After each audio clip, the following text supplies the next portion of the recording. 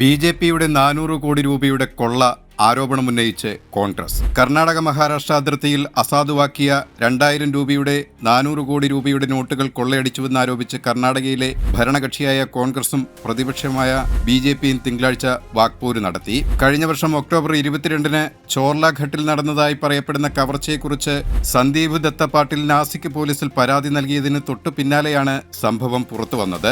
2 ട്രക്കുകളിലായി കൊണ്ടുപോകുന്നതിനിടെ 6 പേരടങ്ങുന്ന സംഘം പണം തട്ടിക്കൊണ്ടുപോയതായി അദ്ദേഹം പറഞ്ഞു. നിരോധിച്ച 2000 രൂപ നോട്ടുകൾ കള്ളപ്പണത്തിൽ നിന്ന് വെള്ളപ്പണമാക്കി മാറ്റാൻ തിരുപ്പതിയിലേക്ക് പണം കൊണ്ടുപോവുകയായിരുന്നുവെന്ന ചില ബി.ജെ.പി എം.എൽ.എമാരുടെ ആരോപണങ്ങൾ പരാമർശിച്ചുകൊണ്ട് കോൺഗ്രസ് പ്രസിഡന്റ് മല്ലികാർജ്ജുൻ ഖാർഗെയുടെ മകൻ ഖാർഗെ സർക്കാരുകൾക്ക് പോലും ഇല്ലാത്ത വിവരങ്ങൾ ഇവർക്കെങ്ങനെ ലഭിക്കുന്നുവെന്ന് ചോദിച്ചു. തിരുപ്പതി സ്ഥിതി ചെയ്യുന്ന ആന്ധ്രാപ്രദേശ് ആരാണ് ഭരിക്കുന്നത്?